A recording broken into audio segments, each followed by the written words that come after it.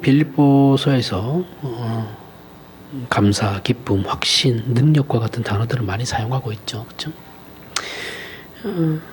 그렇게 그러한 단어들을 사용하면서 이제 기독교 신앙의 긍정적인 모습을 표현하고 있습니다. 표현하고 있지만, 이것은 현실의 형통함을 근거한 것으로 선포되는 것은 아니에요, 그렇죠? 우리는 이런 말을 들으면 보통 우리가 잘 되고, 우리가 평안하고 이런 의미로 그 생각을 하는데 전혀 그렇지는 않습니다. 그런 의미에서 사용하는 건 아니에요. 우리는 빌립보에서 등장하는 바울이나 빌립보 교회가 고단한 현실을 그리고 만만치 않은 현실 속에 있다는 것을 잊으면 안 됩니다. 지금 바울과 빌립보 교회는 둘 다 어려운 처지에 처해 있는 상황에서 지금 이 글을 읽고 있는 거죠. 그렇죠? 바울은 글을 썼고 빌립보 교회는 읽고 있는 겁니다. 바울은 지금 로마 감옥에 갇혀 있죠. 그렇죠? 그는 지금 자신과 빌립보 교회와의 개인적 친분의 차원에서 저들의 근심 또는 격려에 답해야 하는 것. 내가 교회를 세웠고 내가 저들과 친하기 때문에 친분이 있기 때문에 그들에게 답을 해야 되는 것, 그 이상의 답을 줘야 돼요. 그 이상으로 자신의 부재, 자신이 지금 감옥에 갇힘으로 말미암아서 아무런 빌립보 교회에 도움을 줄 수 없는 그 현실적으로 자신이 감옥에 갇힘으로 빌립보 교회 교인들에게 미칠 영향, 당연히 좋지 않은 영향이 미치겠죠. 담임 목사가 감옥에 갇혀 있는데 좋은 영향을 그렇게 미칠 수 있지는 않겠죠. 그 교인들에게 미칠 영향에 대해서 이제 변명을 해야 되는 거죠. 변명이라고 하는 게 나쁜 의미는 아니죠. 설명하는 겁니다. 자신의 입장에 대해서 얘기해야 되는 것을 변명이라고 하는 거니까. 그 변명해야 되는 처지에 놓여 있어요. 왜 감옥에 갇혔고 내 감옥에 갇힌 것이 어떠한 의미를 가지는가? 나와 너희들에게 어떤 의미를 가지는가? 하나님이 그 안에서 어떤 뜻을 가지고 계시는가에 대해서 이제 설명을 해야 되는 거죠. 그런 입장에 놓여 있는 겁니다. 바울은 그가 전한 복음, 즉 예수로 말미암는 구원의 의미와 그 약속과 소망이 무엇이고 그 위대하고 궁극적인 승리의 약속에 대해 일반적으로 생각하고 기대를 하는, 즉 일반적으로 우리가 기대하는 건 기복적이고 현실적 형통함이나 안녕, 우리 개인의 안녕과는 모순되는 지금의 현실, 그렇죠? 이러한 것들과는 지금 바울의 지금 현실하고는 전혀 다르죠. 그죠? 형통하지도 않고, 기복적이지도 않고, 안녕하지도 않죠. 그죠? 지금의 현실과 그 복음과 승리가 그러한 우리가 일반적으로 생각하는 그 신앙에 대한 그러한 생각들과 그 형통함과 복과 지금 자신이 처해 있는, 그리고 빌립보 교회가 처해 있는 그 어렵고 힘듦의 고단함을 어떻게 그러면 연결시킬 것인가라는 거예요. 예수 그리스도는 분명히 예수 그리스도는 분명히 약속하시고 소망을 주신다 하셨고 승리를 주신다고 약속하셨는데, 그러면 우리 삶에 어떤 복이 주어지고 형통함이 주어지고 안녕이 주어져야 되는데 전혀 그렇지 않은 이 삶에 대해서, 이 괴리감에 대해서 그럼 어떻게 설명을 하고 어떻게 연결시킬 것인가에 대해서 바울은 지금 설명해야 되는 처지에 놓여 있는 거죠. 현실적인 답을 줘야 된다는 거예요, 기독교가. 우리는 성경에서 삼위일체 하나님의 유일하심과 충만한 은혜, 그 전능성과 희생을 증거받고 그것을 신앙으로 고백하면서도 그걸 믿어요. 하나님의 전지전능하심을 믿죠. 그 사랑을 믿고 은혜를 믿어요. 그 희생을 믿습니다. 그 증거를 받았어요. 그리고 믿는다고 고백하면서도 그렇게 허락받은 구원이 우리의 현실적 기대나 보상과는 전혀 연결되지 않죠. 그죠? 다른 경험들을 늘 하고 있어요. 그 괴리감으로 우리는 현실을 살아가고 있거든요. 메시아께서 처참한 죽음을 맞이해서 이 탁월한 구원이 이루어진 것과 위대한 하나님의 종으로서 거룩한 복음을 전하는 바울의 인생은 대부분 박해와 고난의 연속이었고 지금은 로마 감옥에 투옥된 상태인데, 이러한 일종의 모순과 신비로 성경은 복음을 증언하고 있어요. 당연히 오늘날 목사와 교회도 신자들에게 여기에 대한 답을 주어야 됩니다. 그걸 주지 못하면 그게 기독교는 아니죠. 그죠? 신앙과 현실이 일치하지 않아요. 않고 마치 모순처럼 느껴지는 이 상관관계를 우리가 일관성 있게 이해하거나 설명하지 못한다면 우리는 우리의 신앙을 부름받은 삶 속에서 실천할 수가 없습니다. 그죠? 내가 내 현실에 대한 신앙적인 답을 가지고 있지 못하는데, 그걸 어떻게 내 삶에서 실천할 수 있겠어요? 그럼 어떻게 돼요? 신앙은 신앙이고 현실은 현실인 거예요. 삶은 삶이다. 이렇게 이원론적인 삶을 살아가게 되는 거예요. 근데 기독교가 추구하는 건 그런 삶이 아니거든요. 그럴 거면 기독교가 세상에 있을 이유가 없어요. 절처럼 그냥 산에 들어가면 돼요. 수도원처럼 저 구석에 처박혀 있으면 됩니다. 거기서 포도주나 빚고 있으면 되는 거예요. 맥주나 만들면서. 아니잖아요. 그죠? 기독교는 세상 속에 들어와 있어요. 다르다라는 거죠. 근데 한국교회는 여기 답을 못 주고 있거든요.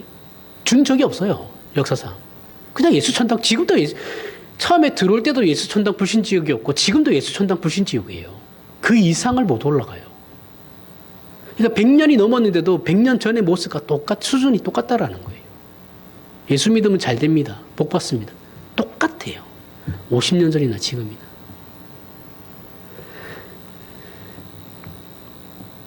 그러니까 신앙에 힘이 없죠. 힘이 없으니까 실질적인 우리 신앙의 기독교인들의 신앙에 힘이 없으니까 우리가 기독교가 어떻게 됐어요? 권력에 빌붙죠. 계속. 그죠? 세상 권력에 빌붙어가지고 뭐라도 하나 따먹으려고 그러잖아요. 안전하게 신앙생활 하고 싶어 가지고. 부끄러운 줄 알아야 됩니다. 편하게 신앙생활 하고 싶어 하죠. 기독교 안에서 신자들이 우리 이런 말 자주 합니다. 그죠? 뭐 저도 하는데 빨리 죽어서 천당에서 살고 싶다. 이런 얘기해요. 그죠? 이렇게 말하는 이유가 뭐냐면 우린 그 기독교 안에서 이 말이 등장하게 된 역사적인 배경이 있어요. 배경이 있는데 사실 박해 때문에 그런 거죠. 그죠? 박해를 받다 보니까 너무 힘드니까 차라리 죽는 게 낫다. 이럴 바에 왜 죽는 게 낫지? 요런 이게 박해 때문에 이게 이 말이 생겨나게 된 겁니다. 이때 신자들은 멋있게 죽어버리는 게 소원이었어요. 이렇게 구질구질하게 사느니 그냥 한 방에 멋있게 죽어버리면 역사에 이름도 남을 것이고 내 삶도 나도 괴롭지 않아도 되니까 그걸 이제 많이 이제 소망하게 됐죠. 이거 이제 우리나라 일제강점기 때도 동일했어요. 일제강점기 때나 6.25 때, 6.25 전쟁 때도 마찬가지였습니다. 우리나라가 뭐 별말은 다르지 않아요. 똑같은 사람이에요. 그럼 왜 소원을 가지게 되었느냐, 이런 소원을 가지게 되었느냐 하면 그 사람이 우리는 순교했다 그러면 되게 그 사람 훌륭하다고 생각하잖아요. 근데 제가 저번에도 한번 얘기했던 적이 있을 텐데 그 사람이 순교할 수 있는 이유는 사람이 순교할 수 있는 이유는 예수를 부인하지 않고 순교할 수 있는 이유는 부인하기 전에 죽기 때문에 그런 겁니다. 그래서 순교가 가능한 거예요. 사람이 훌륭해서 그런 게 아니고 그러면 신앙도 지키고 고난도 면하게 되죠. 자신의 신앙도 이게 이렇게 순교해버리면 나는 내 신앙 지켰고 그 고난 이 현실적 고난도 편하게 피할 수 있으니까 이 도피성이죠, 그렇죠? 그렇게 생각하는 겁니다. 박해를 받게 되면 그렇게 돼요. 이게 비난하려고 하는 말은 아니에요. 누구나 그렇게 되는 겁니다. 그래서 기독교가 박해받는 시기가 되면 빨리 죽으려고 소원하는 순교자들이 늘어나요. 그래서 이것도 경쟁이 붙어요. 경쟁이 붙어가지고 순교라는 치열한 신앙적 외형과 이렇게 맞물려가지고 사실은 순교라는 이름으로 신앙의 인내를 면제받으려고 싶어하는 거죠. 교묘한 수법입니다. 이거 타협이에요. 우리는 이런 식으로 신앙을 타협해요. 제가 늘 얘기하죠. 사람에게는 아무리 선한 것이 주어져도 사람은 그걸 악하게 이용해요. 그러니까 순교라는 것이 굉장히 기독교 안에서는 선망의 대상이잖아요. 그죠? 존경받아야 되는 훌륭한 것인데 그걸 우리는 이런 식으로 악용해요. 물론 배교하는 것으로 순교를 피하고 그러면 내가 배교해서 신앙을 타협해야 되냐? 아니요. 그러지 말아야죠. 그렇게 하면 안 됩니다. 그거 자랑 아니죠. 그렇죠? 그렇다고 죽지 않아도 되는 상황에서 굳이 죽겠다고 나서는 것도 문제죠. 그것도 자랑은 아니에요. 그죠? 굳이 왜? 살 수 있는데 왜 굳이 내가 죽어요? 근데 꼭 그렇게 하는 사람들이 있어요. 앞에 나서가지고 자기가 먼저 죽는 그런, 안 죽어도 됩니다. 굳이 그렇게 할 필요 없어요. 그러면서 나중에 어떻게 돼요? 살아남은 사람이 모든 그 죄책감을 다 짊어져야 되죠. 그죠? 자기는 혼자 잘나가지고 먼저 죽어버리고 나머지 사람들은 다 죄인 되는 거예요.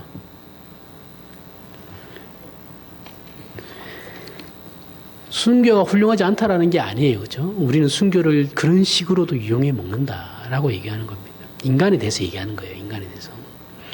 신자가 이렇게 되면, 이렇게 단순히 죽어버리면 문제는 복음이 약속한 예수 안에서 허락된 신앙의 약속들이 우리 신자의 현실 속에서 어떻게 주어지는지를 전혀 알 수가 없습니다. 그죠? 이렇게 죽어버리면 하나님은 그러한 고난을 통해서 교회와 우리 각자에게 말하시려고 하시는, 가르치시려고 하시는 부분이 분명히 있는 건데 그걸 외면하게 되는 거예요.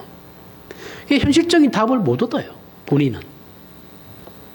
세상 앞에 답을 줄 수도, 뭐 본인이 답을 못 얻는 건 그래, 그렇다 쳐요. 그럴 수도 있지. 그런데 세상도 그러면 기독교가 우습게 보이죠. 세상도 기독교가 답을 못 주니까 쟤네들 결국은 죽음을 선택하는 거 아니냐. 이렇게 돼버리거든요. 빌립보서는 이 문제를 다루고 있어요. 이 문제를 다루고 있기 때문에 우리는 이 서신서를 읽을 때 굉장히 조심스럽게 읽어야 됩니다. 이것을 이해하지 못하면 신자는 박해 시대는 순교를 자칭해서 현실을 모면하려고 하고 평화의 시대가 오늘날처럼 평화의 시대가 되면 신앙은 신앙이고 현실은 현실이다. 이런 이중적인 삶을 살 수밖에 없게 되는 거예요. 그래서 답을 못 얻으니까. 답이 없다고 생각하거든요.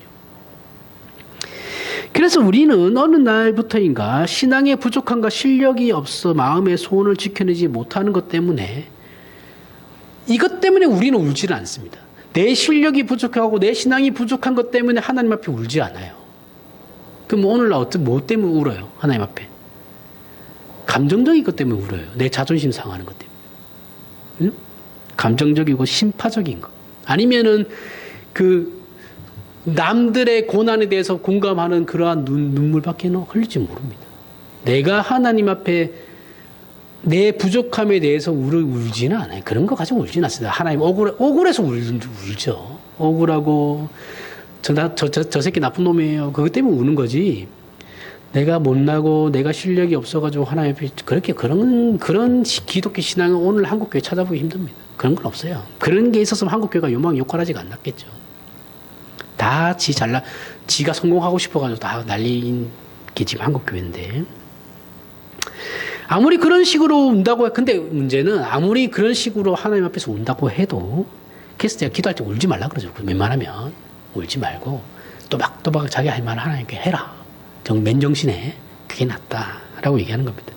그런 식으로 운다고 해도 신앙의 약속과 현실의 모순됨의 일치를 이해하지 못해요. 그죠? 그 운다고 해결이 되는 게 아니에요. 생각을 해야 되는 거지. 그죠? 울면 내 감정의 일시적인 내 감정은 시원할지 모르겠지만 답은 못 얻어요. 답은 멀쩡한 정신에서 또박또박 하나님과 얘기를 해야 되는 거예요. 그리고 그 신앙의 모순됨과 그 현실과 신앙의 그 모순됨을 이해하지 못하면 결국 우리는 어디로 가게 되냐면 체념하게 되어버려요. 신앙을 체념하는 신앙으로 되죠. 아무런 기대를 가지지 않는 신앙을 가지게 돼요. 그럼 신앙을 왜 해요? 신앙생활을. 소망도 없는데 소망이 없는 기독교를 내가 왜 믿고 있죠?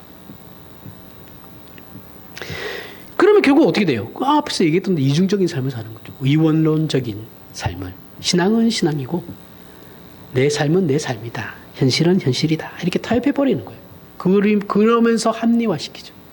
타협을 하기 시작하면 그때부터는 타협을 결정했으면 그때부터는 합리화하는 일밖에 없어요. 무엇을 하든 간에 합리화예요. 그 어떤 것. 정치인들 보세요. 정치인들이 어떤 것을 딱 꺼내놓으면 그 다음부터는 말 딱 뱉고 나면 그 다음부터는 그 어떤 얘기를 해도 그것에 대한 합리화만 있어요. 합리화를 이끌러 가려고 그러지. 국민이 어쩌고 다 필요 없습니다. 그런 거 필요 없어요. 그리고 우리 진심에 보상하지 않으시는 하나님께 우리의 현실을 다 바치지 못하는 문제의 책임을 떠넘기죠. 결국 책임은 다 하나님께 있다고 생각하는 거예요. 하나님께 다 떠넘기고 내 현실에 하나님께서 아무런 그 답을 그 보상을 하지 않았기 때문에 내가 하나님께 진심을 그렇게 바쳤는데 하나님께서 나에게 아무런 보상을 하지 않았기 때문에 내가 이렇게 되는 겁니다라고 이렇게 하나님께 모든 책임을 떠넘기면서 무언의 항변을 하죠. 아무것도 안 하겠습니다. 그죠? 이렇게 돼버리는 거죠. 그러니까 우리는 이걸 지금 뚫어야 하는 겁니다. 이 상황을. 바울은 뜻밖에도 자신이 당한 이 일이 오히려 복음 전파의 진전이 되었다라고 고백해요. 우리가 믿는 것이 다만 현실적인 보상이 아니고 현실적 가치들을 희생하고서라도 가져야만 하는 귀한 것임을 바울의 투옥으로 그의 고난으로 증언되었다라고 얘기하는 거예요. 야, 그게 너희가 바라는 그게 다가 아니고 우리의 헌신, 우리가 하나님을 향한 그 진심, 그거는 현실적인 어떤 가치들보다 더 가치 있는 것이야. 그게 어떻게 드러나고 있냐면 내 삶을 봐. 내가 지금 받고 있는 이 고난을 봐. 내가 이렇게 고난받고 감옥에 갇힘으로 복음이 더 전파되고 있어. 이걸로 증거가 되고 있지 않냐. 내 삶을 봐라. 그럼 우리는 어떻게 그것으로 복음의 진보가 있을 수 있는가? 라는 질문에 세상에 있는 것으로는 답이 되지 않기 때문에 그런 겁니다. 세상은 여기 바울이 지금 빌립보 교회에 얘기하고 있는 여기에 답을 주지 못해요. 그죠? 오직 바울은 지금 하나님 안에서 답을 얻고 있는 거거든요. 세상은 여기 답을 못 줍니다. 세상에 있는 것으로는 내가 너희들의 이 현상을 설명할 수 없고 할 수도 없어. 답도 주지 않아, 세상은. 오직 하나님께만 답이 있다라고 대답하는 거예요. 급한 불을 끄듯이 세상의 것들로 급한 고난을 면하고 있지만 세상의 것들로는 급한 불만 끄고 있지만 급하게 그냥 면하고 있지만 결국은 영원한 답은 될 수 없는 게 세상이야. 인생을 살다 보면 이건 누구나 다 알 수 있다라는 거죠. 기독교 신앙이 우리에게 약속한 것은 영원한 것입니다. 그죠? 훨씬 이렇게 앞을 내다보는 거죠. 전 역사를 내다보고 하나님께서 일을 하시는 거거든요. 그게 한 지점에서는 그게 고난일 수 있고 기독교 안에서의 핍박일 수 있죠. 그죠? 근데 지금 생각해보면 기독교 역사의 가운데 그 핍박이라는 것이 있었기 때문에 그 기독교가 발전할 수 있었던 것도 있거든요.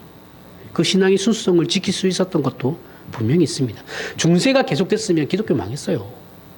진작에 없어졌습니다. 그 한 지점에서 그런 것이고 그 다음 지점에서 또 어떻게 될지 모르는 거죠. 그렇죠? 우리는 그 한 지점을 살아가고 있는 거예요. 기독교 신앙이 우리에게 약속한 것은 그래서 영원한 것이죠. 그렇죠? 전 역사를 봐야 되는 겁니다. 우리는 잘 모르지만 하나님은 전 역사를 보시죠. 하지만 우리는 유한한 존재로 주어진 짧은 인생 속에서 그 영원한 것을 담고 지킬 힘이 없다라는 거예요. 문제는 하나님은 영원한 것을 보여주시고 하나님께서 영원한 것을 보시고 역사도 전 역사를 보시는데 인류에 우리는 한 지점만 꼴랑 봐봐야 한 지점이거든요. 그러니까 그럼에도 불구하고 우리는 이 역사를 우리의 인생 속에서 그 안에서 영원한 것을 담을 실력이 없어요. 그런데 우리는 눈앞의 현실 가운데 잠시 사용할 그 일회용품, 그죠? 우리는 한 점을 살아가는데 한 찰나를 하나님 입장에서는 한 찰나죠, 그죠?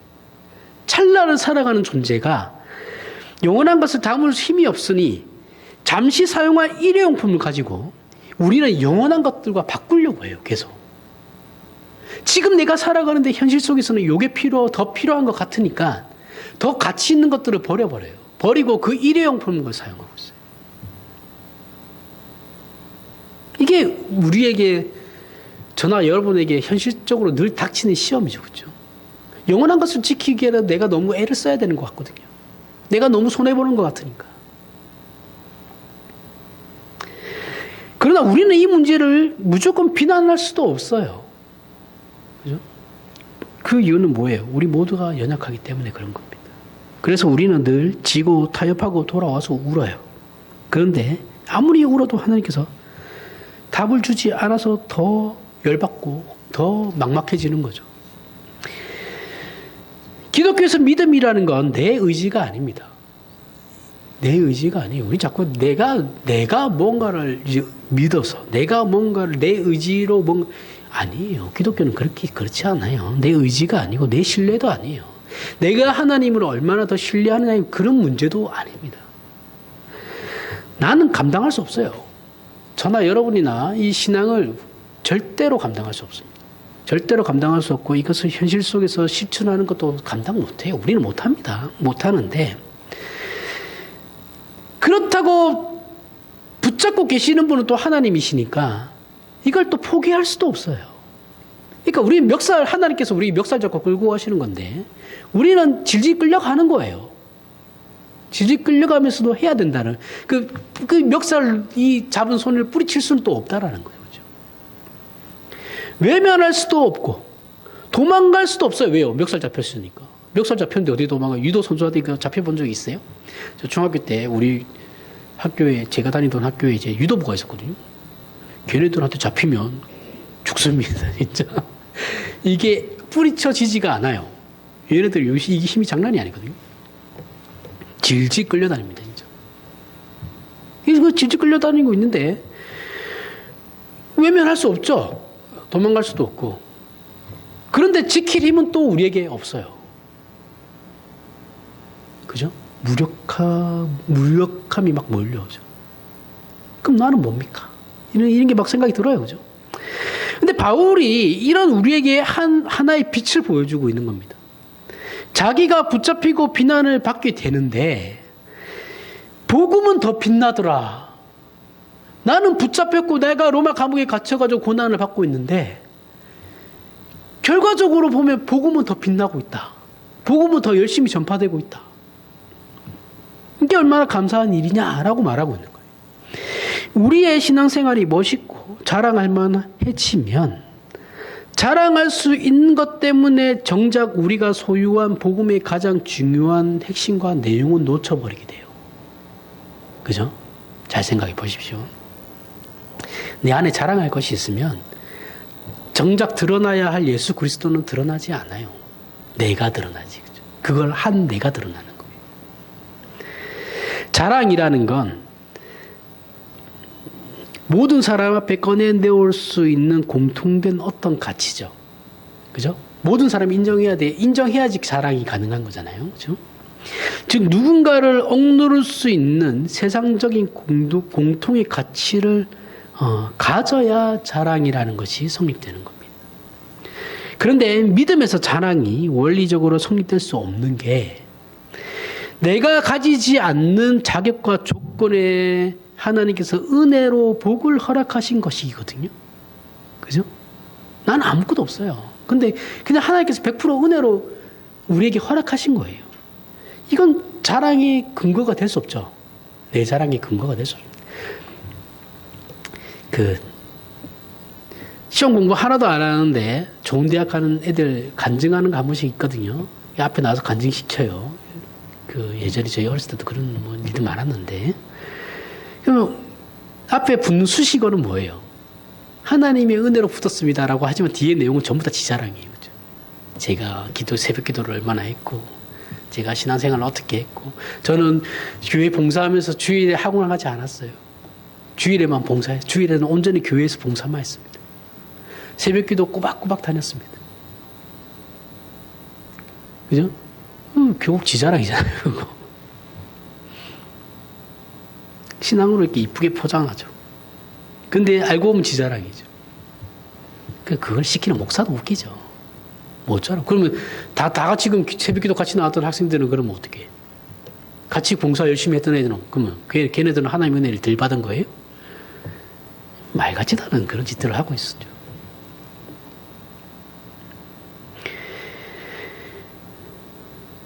교회 공동체 안에서 나는 하나님을 배신하지 않았어. 나는 겸손했어. 이러기 시작하면 은혜는 없어져요. 은혜는 없어지고, 은혜 아래서 동등하게 그 은혜의 필요성으로 예수 안에 있음을 감사하던 믿음의 식구들이 결국은 어떻게 되어버리냐면, 누구는 했고 누구는 하지 않았다로 갈라져요. 아까 앞에서 얘기했던, 같이 다시 새벽기도 했어요. 그럼 누가 더 진심이냐의 문제로 가겠죠. 그렇죠? 아니, 고3 애들한테 대학 붙고 싶은 그 진심이 아닌 애들이 어디 있어요? 그죠? 말 같지도 않은 짓들을 하고 있는 거예요. 그럼 이제 부모의 진심으로 넘어가겠죠. 그죠? 부모가 누가 더 열심히 나와서 예배에 참석하고 누가 더 새벽기도 열심히 했냐. 그걸로 이제 또 그것도 아니면 또 할아버지 할머니가 가겠죠. 늘 그런 식이니까. 은혜로 이루어진 것이 자신의 공로가 되고 자랑이 되어버리면 복음의 본질은 자연스럽게 사라집니다. 거기에 예수는 없고 믿음을 지킨 훌륭한 자신만 존재하게 되는 거예요. 이거 개혁파 신학 안에서도 엄청나게 많아요. 이런 일들은. 뭐 훌륭한 신학에 대해서 얘기하고 훌륭한 신학에 대해서 뭐 하는데 결국은 자기 자랑이에요. 그것도. 듣다 보면 그런 거 많습니다. 그래서 하나님께서 바울을 감옥에 가두신 거예요.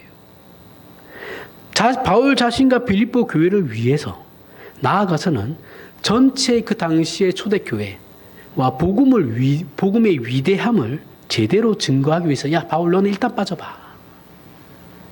내가 사람들이 네가 대단하다라고 막 얘기하는 것 같은데 사실은 그게 아닌데 이게 좀 이상한 방향으로 가고 있는 것 같아. 그러면 너는 일단 배제. 너는 일단 빠져봐. 여기 일해서 감옥에 너 좀 쉬고 있어 거기서. 너 열심히 일했으니까 좀 쉬어. 쉬고 있고 하나님께서 일하시는 거죠. 위대한 하나님의 그 역사가 일어난다, 증거되고 있다. 이렇게 바울이 이해하고 있는 겁니다. 그런데 우리는 이게 말이 안 된다고 생각하는 거죠. 그죠? 우리가 일반적인 생각으로는 그게 말이 됩니까? 하나님. 이렇게 생각하는 거죠. 우리가 하나님을 위하여 헌신하고 충성하며 희생하는 것들은 다 값진 것들이에요. 하지만 이건 신앙이라는 이름 안에서 값진 거죠. 그죠? 세상이 인정해 주지 않습니다. 우리가 신앙 안에 들어오면 거기는 우리가 말할 수 있는 일과 할 수 없는 일이 있는 게 아니고 하나님께서 하신 일만 있는 거예요. 내가 했다, 내가 안 했다가 있는 게 아니고 하나님이 하신 일만 있다고. 이게 신앙의 영역이에요. 이 안에서 나와 상관없이 주어지는 일방적인 하나님의 불가항력적인 은혜, 내 능력과 상관없이 주어지는 하나님의 능력, 나와 상관없어요. 그건 하나님께서 일하시는 거니까. 하나님의 능력과 그 승리가 일방적으로 선포되는 거예요.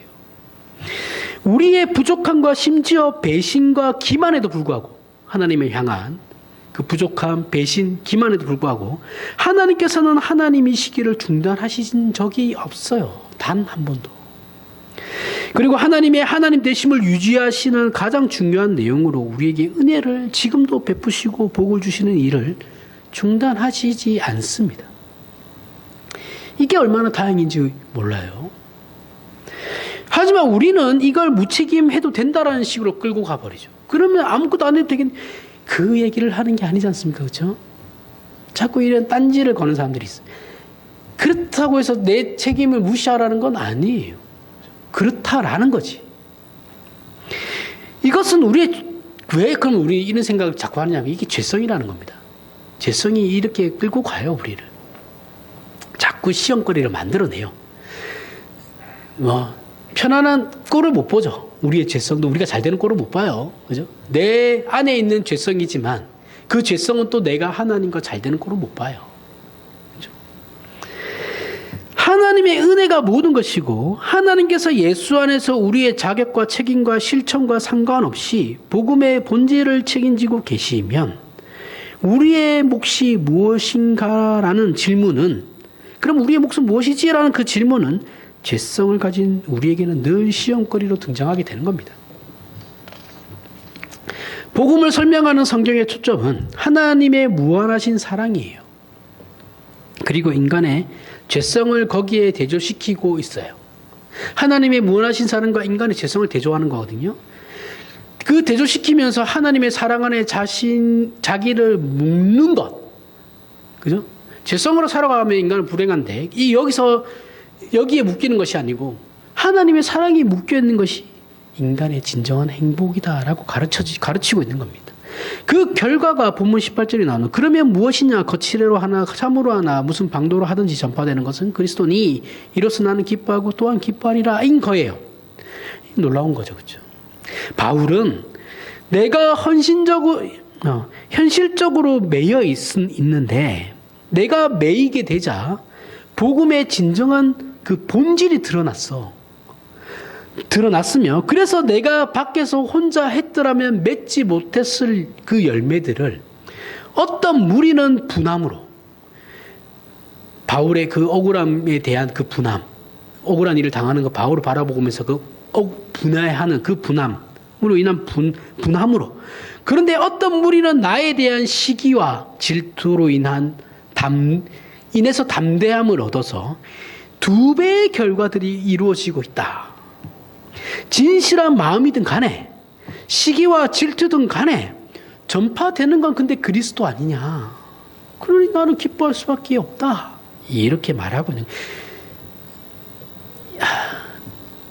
지금 시대 애들이 얘기하면 정신승리의 끝판왕이죠. 그렇죠? 근데 바울은 신앙을 그렇게 이해하고 있어요. 세상 사람들이 볼 때는 이거 정신승리지 이게 무슨 그거냐 뭐 이렇게 얘기할 수도 있겠지만 어쨌든 신앙은 그런 겁니다. 고린도전서 1장 26절에서부터 29절에 형제들아 너희를 부르심을 보라. 육체를 따라 지혜로운 자가 많지 아니하며 능한 자가 많지 아니하며 문벌 좋은 자가 많지 아니하도다. 그러나 하나님께서 세상에 미련한 것들을 택하사 지혜 있는 자들을 부끄럽게 하려 하시고 세상에 약한 것들을 택하사 강한 것들을 부끄럽게 하려 하시며 하나님께서 세상에 천한 것들과 멸시받는 것들과 없는 것들을 택하사 있는 것들을 패하려 하시나니 이는 아무 육체도 하나님 앞에서 자랑하지 못하게 하려 하심이라.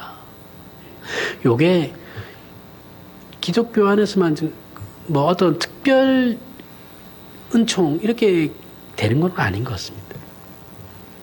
하나님 앞에서 아무 육체도 자랑하지 못하는 건 보편적 진리죠. 그죠? 지금 우리나라 사회만 그런 건 아닙니다. 지금 전 세계적으로 엘리트들이 하는 짓들이 정말 못 해먹을 짓들만 하고 있어요.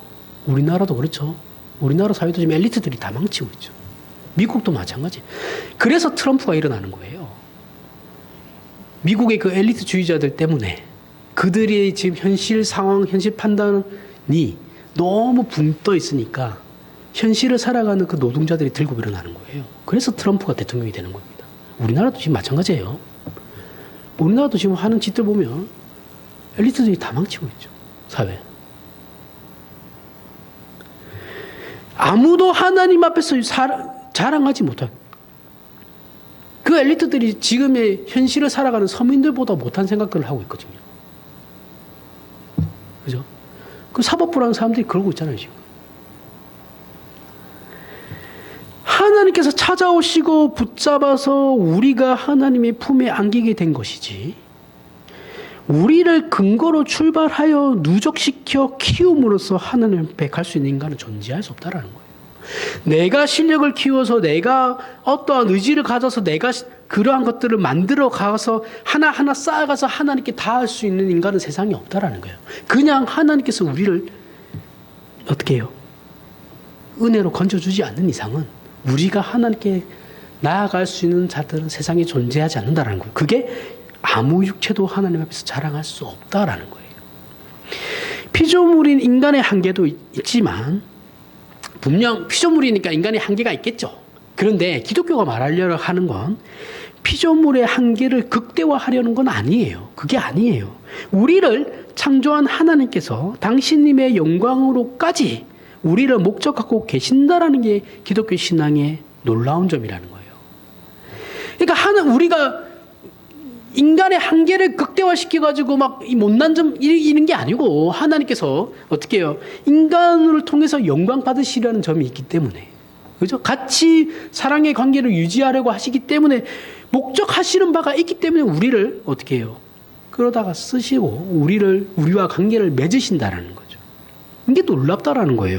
그래서 우리가 예수를 믿음으로 하나님께서 부르시는 자리로 이건 인간의 영성이나 도덕성, 진심의 극대화를 위한 게 아니죠. 아니고 창조주 하나님의 사랑을 나누는 자리예요. 그죠?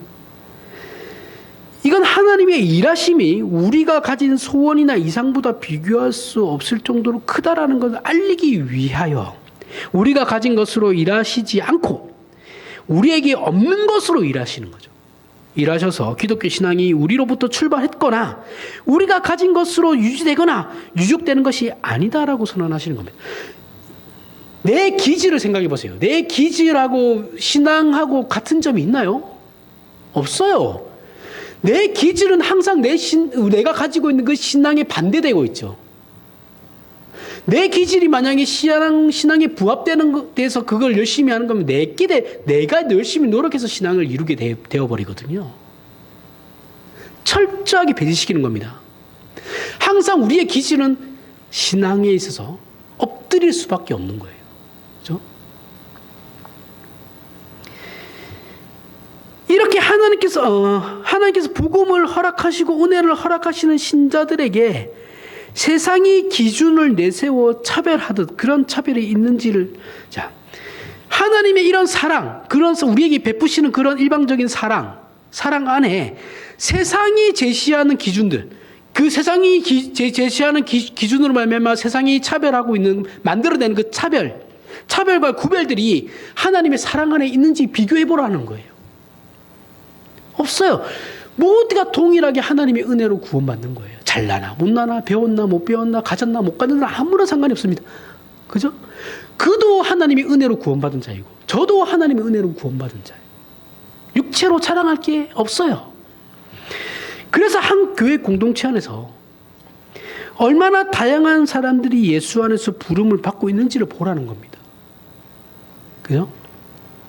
모두가 다르게 하나님께 부름받은 방식은 다 달라요. 동일한 사람이 잘 없어요.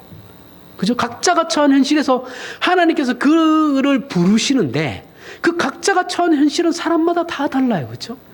하지만 그리고 그 믿음을 자기식으로 이해하는데 이게 자기식이라는 거 오해하면 안 돼요. 주관적이라는 것이 아니고 그럼에도 불구하고 같은 신앙을 고백하게 된다라는 거예요. 그렇죠? 다양하게 부름을 받지만 그 안에서 같은 신앙을 고백하게 된다라는 거예요. 예수 그리스도라는 이게 놀라운 것이다라는 겁니다. 나는 이렇게 부름받았으니까 그건 안 돼요. 그죠? 교회에 그렇게 부름받았으면 정해진 신앙 고백이라는 것이 있는 겁니다. 그죠? 거기에 부합되는 신앙으로 가야 되는 거지. 나는 이렇게 부름받았으니까 저렇게, 이건 안 됩니다. 그런 것까지 인정하는 것은 아니에요.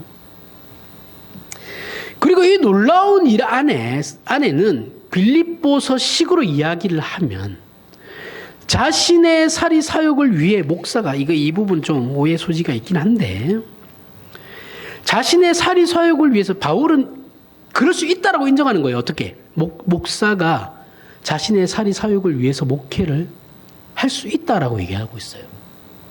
이걸 교회 성경은 목사는 자신의 사리 사역을 위해서 목회를 그렇게 할 수 없어. 인간은 그런 존재가 아니야라고 얘기하는 것이 아니고, 목사라 할지라도, 사도라 할지라도, 그렇게 자신의 사리 사역을 위해서 목회할 수 있다. 왜? 인간이니까. 인정하는 부분이 인정하는 겁니다. 그죠? 이게 이제 빌립보 시기예요. 근데 그러면 그렇게 사리 사역을 위해서 목사가 목회하는 걸 하나님께서 인정하십니까? 아니요, 인정은 안 해요. 그렇게 인간은 할 수 있다라는 거지. 인간에 대해서 인정하고 있는 거지. 그 일에 대해서 하나님께서 인정하시는 건 아닙니다. 그죠? 이해하시죠? 무슨 말인지. 그러면 해도 되겠네요 하면 말을 오해하고 있는 거예요. 아니에요. 하나님께 인정 못 받는다니까. 그런데 그 일은 할 수 있다고요. 허락하심 안에 들어가 있긴 해요. 그런데 그 나중에 자기가 다 책임져야 되는 거예요. 내가 죄 짓는 걸 하나님께서 허락하고 계시죠? 지금. 하나님께서 내가 죄 지으려면 성령 하나님 천사들이 와가지고 딱 막는 거 아니잖아요. 그죠? 허락받고 있어요. 허락하심 안에 있지만 그걸 하나님께 인정받는 건 아니죠. 똑같은 거예요. 목사가 자신의 욕심을 위해서 목회를 할 수 있어요. 근데 그 일을 하나님께서 인정하시는 건 아니다. 그죠? 이렇게 이해해야 되는 겁니다. 제가 지금 여기가 좀 아파가지고 큰 소리를 못 치는데 계속 신소리가 아파요. 목사 자신이 오직 자기 확인을 위해서 복음으로 포장한 성공을 목적으로 하는 목회를 할 수 있어요. 그런 일들이 일어나고 있잖아요. 그죠? 일어나는 건 사실이야. 그러니까 할 수 있어요. 그 허락하심 안에 들어와 있어요.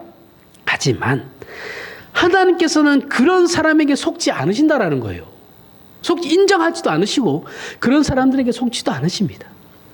그들이 자신의 욕망으로 복음을 전했다 해도 궁극적으로는 복음이 전파되는 일로 열매를 맺으시니 걱정은 하지 말라는 거예요. 자, 우리는 저런 날라리 목사가 저렇게 목회사에 가는데 저래서 도대체 어떤 열매가 맺히겠냐라고 하죠. 비판합니다. 그죠? 제가 지금도 한국교회 얘기하면서 비판했잖아요. 그런데 문제는 뭐냐면 그 안에서도 하나님께서는 열매를 맺으신다라는 게 문제죠.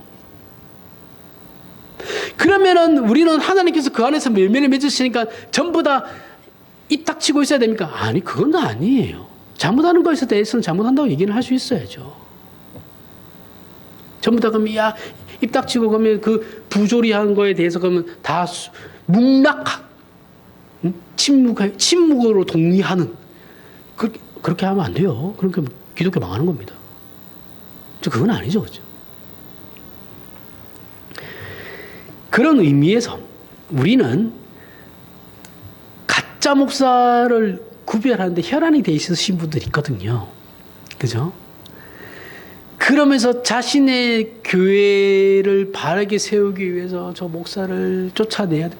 그런 일에 목숨 걸 필요는 없습니다.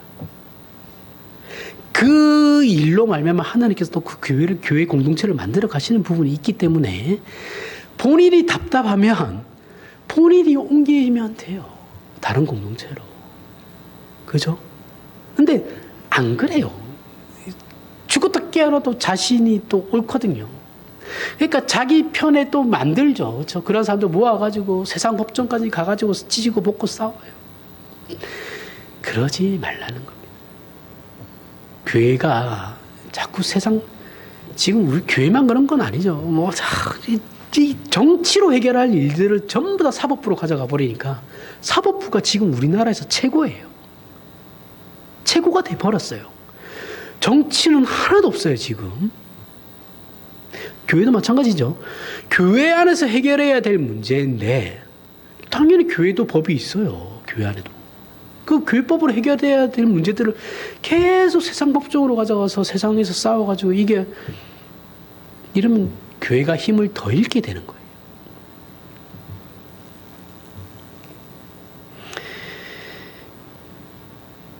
그 교회 공동체를 옮기시면 돼요. 그리고 뭐예요? 우리는 그저 우리 각자의 인생을 신앙생활을 하면 됩니다. 충실하게. 그렇게 따지면 한국교회의 미래에 대해서도 별로 걱정할 일은 없죠. 그죠? 제가 뭐 얘기하는데 한국교회가 망할 것 같은데 근데 별로 걱정은 안 돼요. 뭐 그것도 하나님의 계획 안에 다 있으시니까. 작정 안에 있는 거니까요. 이 일은 이래나 저러나 다 하나님께서 좋냐 안 좋냐 뭐 그 문제 등 떠나서 하나님께서 다 어차피 하실 것이기 때문에 뭐 우리는 우리 삶만 열심히 살면 됩니다. 우리가 볼 때는 망하는 것 같지만 그게 아닐 수도 있다라는 거죠. 그죠? 종교개혁이 일어날 때 중세 기독교가 마치 교회가 이제 망할 것처럼 막 연병들을 했잖아요. 그죠? 근데 그렇게 해서 교회가 더 좋아졌거든요. 그죠? 모르는 겁니다. 우리는 그저 그리고 언제나 기독교의 숫자로 그 잘되고 못하고를 판단하시면 안 돼요. 역사적으로 항상 진정한 신앙인은 소수였어요. 많았던 적이 없습니다. 놀라울 일도 아니에요. 우리는 그저 우리가 속한 교회 공동체에서 우리의 책임을 다하면 됩니다. 그게 지금 바울이 얘기하는 거예요. 그래서 우리는 이런 문제들을 하나님의 일하심에 대한 바울의 이해라는 것을 아주 깊이 있게 이해하고 있어야 된다는 거죠.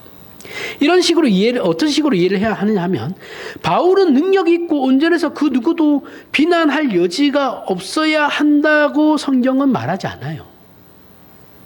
바울은 그런 식으로 얘기하지 않습니다. 너희가 능력이 있고 온전해서 그 누구의 비난도 받으면 안 돼. 그런 식으로 얘기하지 않아요, 바울은. 이처럼 우리의 신앙생활도 너무 결벽적이고 결벽에 가까운 자기 성찰에 치우쳐서 예수 안에 있는 은혜와 능력의 신비보다 내가 흠잡히지 않는 기준을 너무 앞세워서 무너지지 않아야 한다라고 하면 안 됩니다. 이건 상대방에 대해서도 동일하게 적용되거든요. 엄격해져요. 내 자신에게 엄격한 만큼 상대방에게도 엄격해지게 되어 있어요. 이런 신앙의 이상주의와 결벽주의는 결국 우리를 어떻게 만드냐면 아무것도 안 하게 만들어요. 그러면 나는 아무것도 안 할래요. 이렇게 해도 뭐라고 저렇게 해도 뭐라 할 건데 아무것도 안 할랍니다. 그러면 나 그냥 가만히 예배만 드리고 갈게요. 이렇게 돼버리는 거예요. 우리가 경험하여 알듯이 사람이 무슨 일을 하려고 하면 꼭 시비 거는 인간들이 있어요. 그렇죠? 없는 사람 없습니다. 그러면 일을 하려는 사람은 어떻게 돼요? 안 하게 돼요. 그죠? 특히 사람 대하는 일은 다 똑같은데, 그때 목회를 이제 예를 들자면, 목회를 하다 보면 그렇게 시비 거는 인간들이 많아요. 이렇게 하면 이렇게 한다고 난리고, 저렇게 하면 저렇게 한다고 난리예요. 그죠? 그러면 어떻게 돼요? 목사도 사람이잖아요. 그럼 목사가 아무것도 안 하려고 해요. 예배만 하고, 뭐, 교회에서 하고, 뭐, 이런 거 뭐, 안 하지 뭐, 굳이 왜? 해도 욕하고, 안 해도 욕하는데. 그럼 안 하고 욕하는 게 낫죠. 내 몸이라도 편하니까.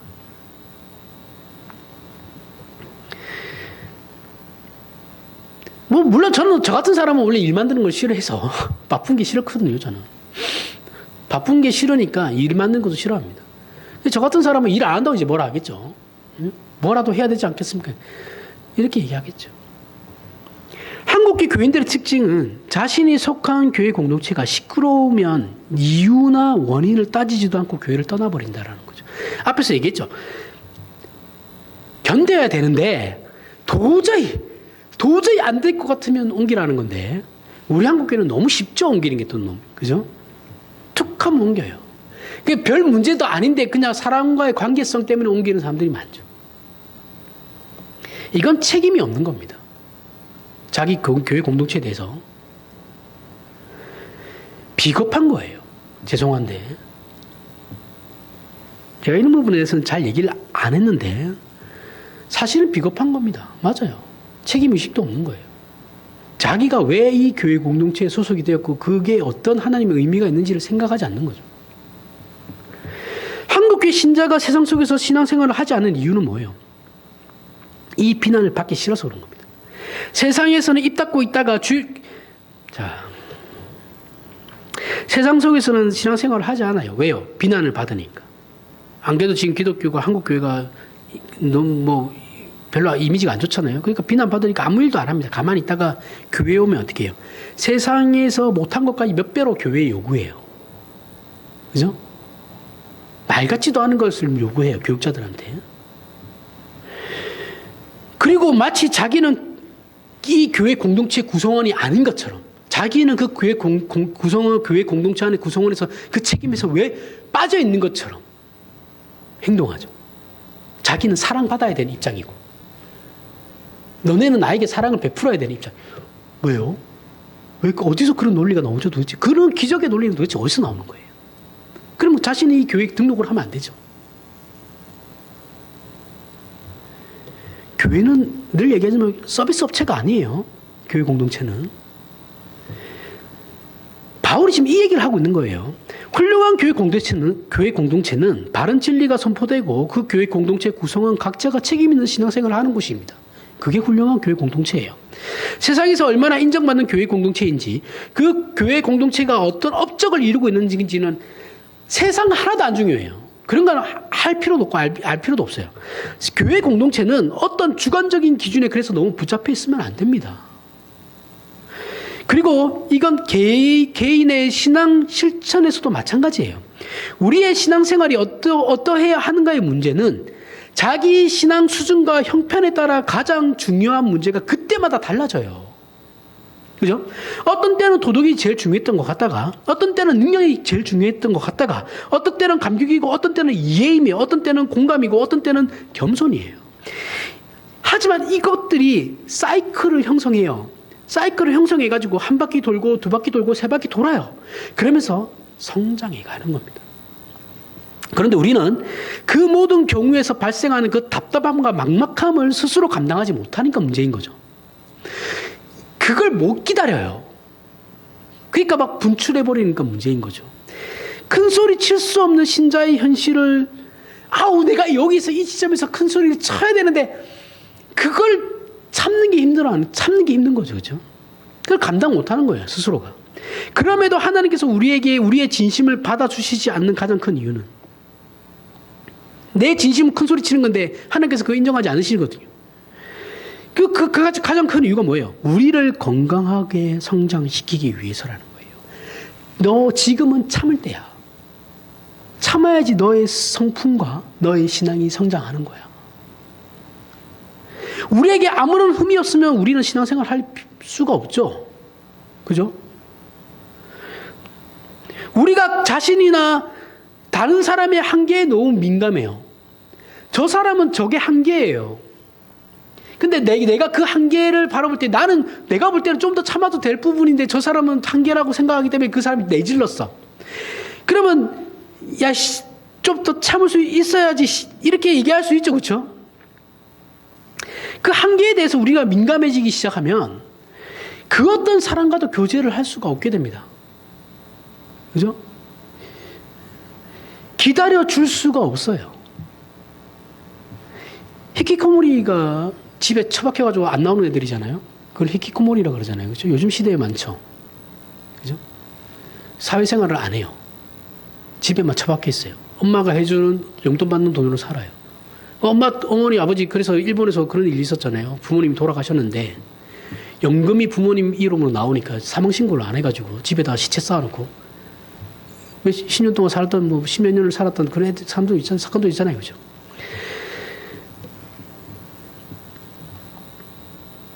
그렇게 돼버린다고요. 다른 사람에 대해서 민감해지면. 다른 사람에 대해서 너무 그 다른 사람의 한계를 정해놓은 게 너무 민감해지면 그렇게 돼요. 자기 자신을 자기가 못 이겨요. 감당을 못 해요. 그렇게 하나님께서 우리를 성장시키고 감당하게 하시며 스스로를 돌아보게 하시고 그 속에서 우리의 생각과는 다른 하나님의 일하심의 손길을 보게 되는 게 그 일들이에요.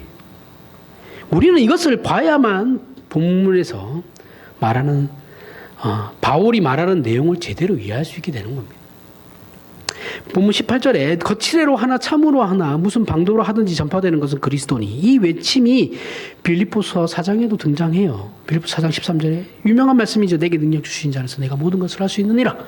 바울은 예수 그리스도를 위해 옥에 갇힐 수 있고 오해받을 수도 있으며 바보가 될 수도 있고 손가락질을 받을 수도 있다고 말합니다.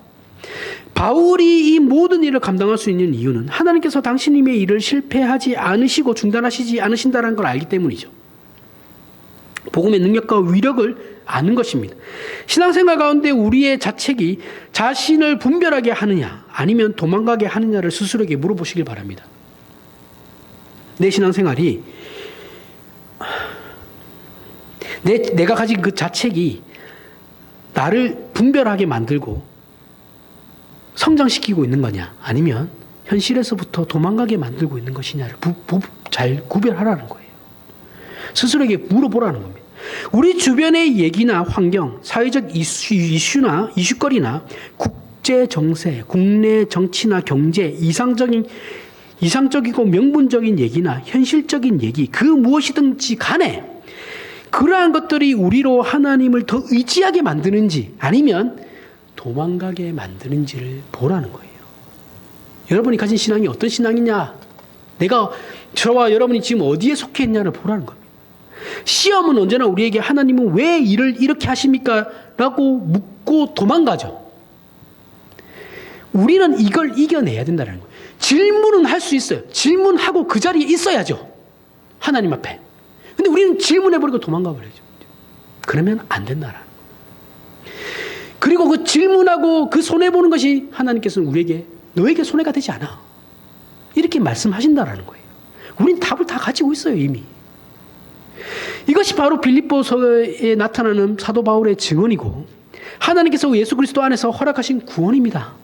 이 귀한 부름을 받은 우리라는 걸 기억하고 이제는 우리의 생애와 현실을 믿음으로 바라보시길 바랍니다. 이것이 우리를 담대함과 복음의 진수로 인도하고 우리의 못난과 눈물과 한숨과 고통을 통하여 승리하게 하며 유익을 주신다는 것을 오늘 말씀을 통해 확인하는 저와 여러분이 되시길 바랍니다.